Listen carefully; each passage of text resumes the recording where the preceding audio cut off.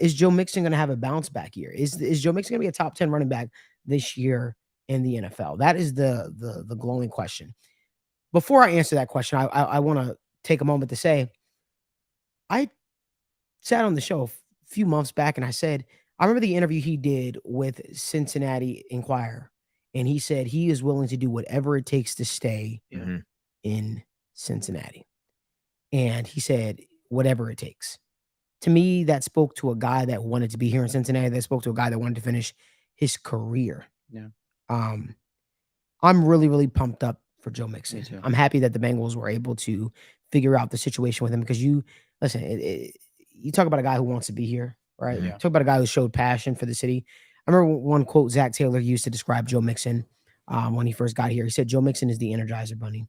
He's the Energizer guy to this team.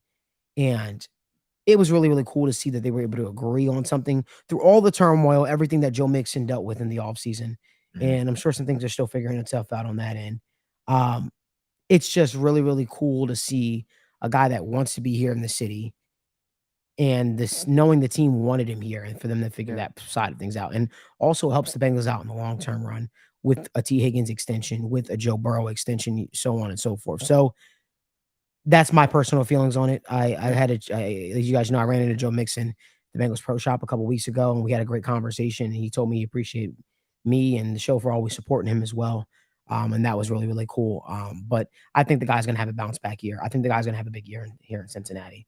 I think the onus is on Zach Taylor and Brian Callahan. For as much as we praise them, I think that they need to really sit down and figure out. And listen, I'm not breaking any news here. I'm not trying to be Albert Einstein or a scientist when I say this, but I think that they need to figure out a way to get the running game going, because I think for all the struggles that Joe Mixon has faced in terms of running it, I think that they could do more on their end to help him out as well, personally. I think they need to, if you're under the shot, if you're under the center and the running game isn't working, okay, go away from it. If you're getting more success running out of shotgun, stick with that. You know what I mean? Find more ways to get creative. Another thing that bothers me is Joe Mixon has never just been a one type of back where he's just good at running the ball. This guy at the University of Oklahoma could catch the ball at the backfield. He was returning punts. He could do so much. He's so versatile. And forgive me if this comes out wrong, but I think Joe Mixon still can offer a lot to a team, offer a lot to the Bengals in the passing game too. I think there's a lot. He had one of his best. He had his best receiving season last year. Yes. So I think we need to do a better job of exploiting that and figuring out ways we can make sure that Joe Mixon is playing to the best of his ability. And I think that, unfortunately, he had Marvin Lewis as his head coach to start out. No offense, but Bill Lazor wasn't drawing up the best game type of game plans and stuff like that to make that guy successful. Didn't believe in passing to the running back. Right. Is something I was told. Yeah. That's something that I heard too. I could not believe. Yeah, I heard that too about Bill Lazor. I had to look and ask a second time. He said, "Yep." I think Joe Mixon has a lot of upside as a pass catcher. Yeah, I do, and I think if we can exploit that more this year, I think we'd be cooking with something. So that's what I like to see Cincinnati do. Try to find a way to get this guy more involved. Like, I understand there's the one game that he had this year that made everybody's mouth just drop when he took on the Carolina Panthers and he had a 5 touchdown game performance. That shows you Joe Mixon still has juice. Yeah. And that was a good defense he did that against too. Very good. Right? So very good. That shows me that he has a lot of juice. And I know people are sort of writing this guy's obituary and stuff like that. And for understandable reasons. I get it.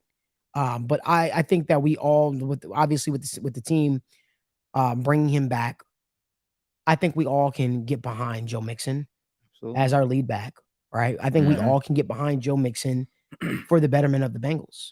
And I think that he's going to have a monster season. I think he can have a monster season.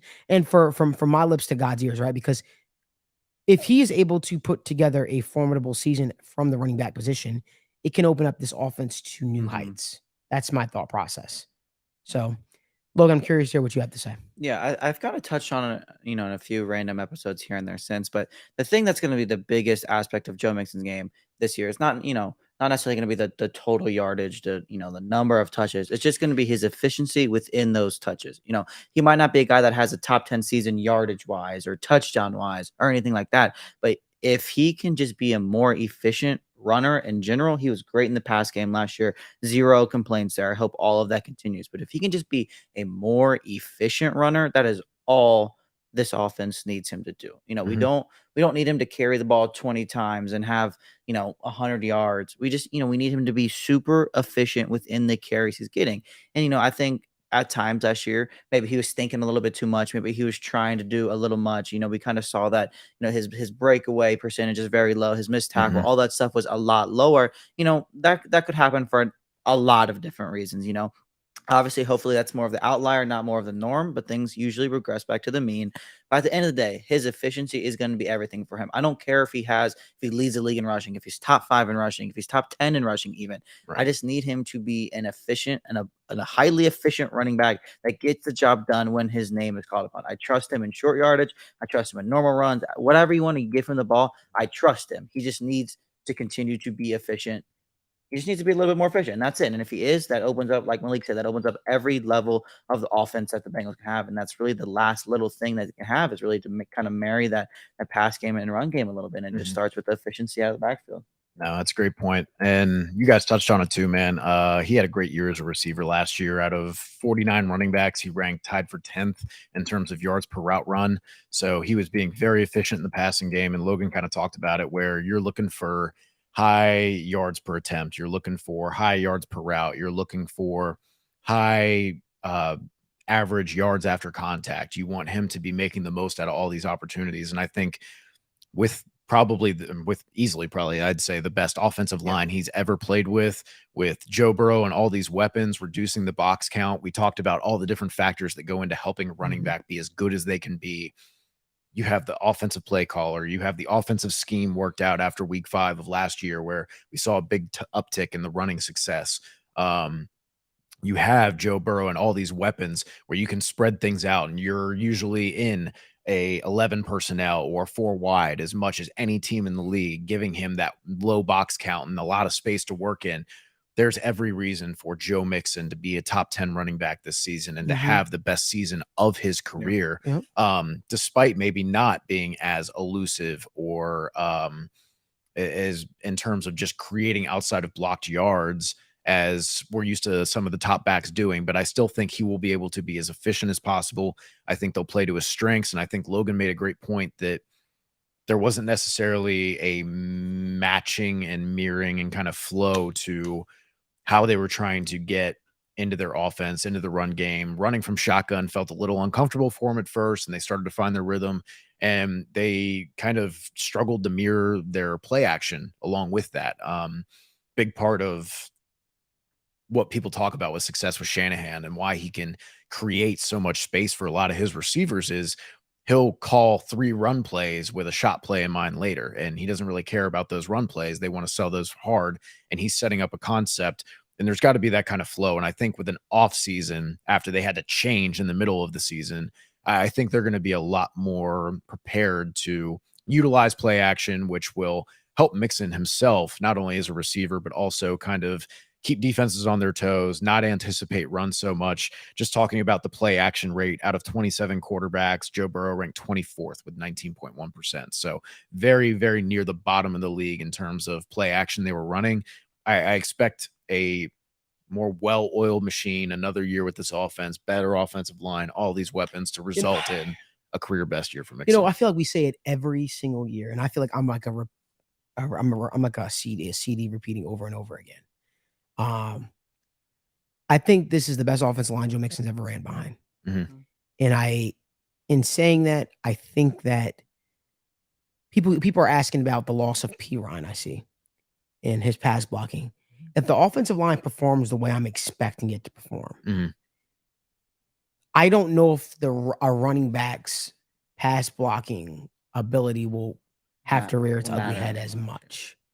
And that's what we're hoping. You just have to avoid the disaster, right? Yes, because you can allow pressures. You can, you just got to get pieces of people and just give enough space. You don't have to be perfect. You just have to be willing and good at. I think Mixon is. I think he is willing. I think he had a tough go of it last year. I think he's going to come in hungry. And I'll be honest with you, I still don't think Joe Mixon's reached his full potential in his career. I really don't think so. No, because we talked about earlier that, he was not utilized as a passer. Yeah. He had to share time with Jeremy Hill. And then when he finally did get his time, the offensive line was putrid. The quarterback play was trending down or non-existent. You had wide receivers and AJ Green and Brandon LaFell, which like Brandon LaFell was way overdone and cooked by that point. And AJ was hurt and declining as an aging veteran. And I think this is kind of where we anticipated after this offseason, like you might end up, right? Yeah. Because if he was still on the team, and especially looking at the state of other things, like what's going on with Dalvin, like what's going on with Zeke getting cut.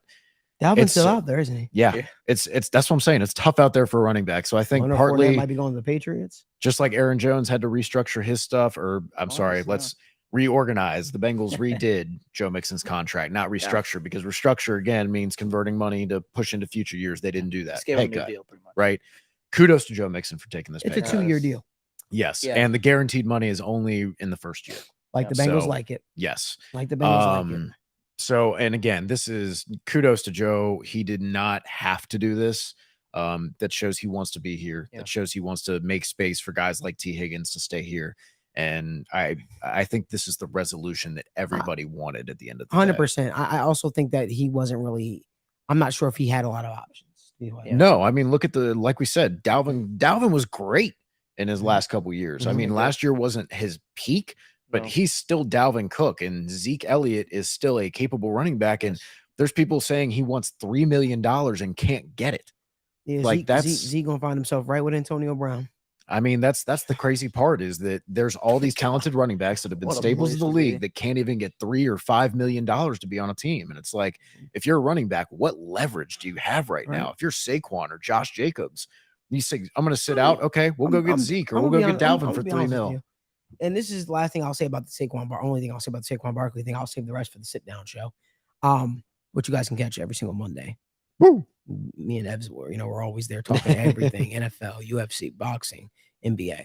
But then neither here nor there. Listen, I don't know if Saquon Barkley is if I'm looking at it from an organizational standpoint, I'm not paying Saquon Barkley that personally. That's just me. No. I think he's a phenomenal talent, but I think that he's left a lot for a guy that was drafted with the 2nd overall pick. I think he's left a lot to be desired personally. It's all the stuff we just talked about, man. Everybody knows how awesome Saquon is. Everybody knows how talented he is and how much he impacts winning for the Giants. But like, the Giants aren't good enough to be paying. Their roster is not nearly good enough where you need to pay Saquon Barkley to compete. Like, that's just as much as literally everything Evan said earlier. We know everybody loves running backs, but that doesn't mean that's how you build a winning team. Correct. And that's just what it is nowadays. And it sucks, but it is what it is.